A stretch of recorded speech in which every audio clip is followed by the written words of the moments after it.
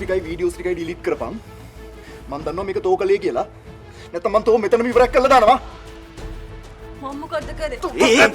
ඒ දිබා කොහොමද බපඩ කූල් වෙන් පොඩි ඉඳ බලන්න පොඩි ඉඳ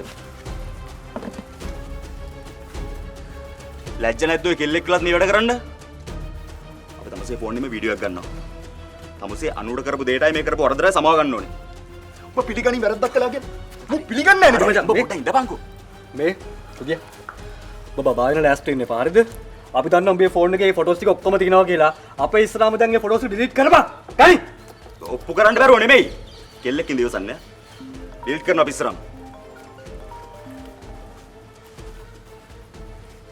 හෙලෝ අනේ ආකාශව කොහෙද ඉන්නේ? අනු කොහෙද? අනු දොර වහගෙන දොර ලොක් කරගෙන අරින්න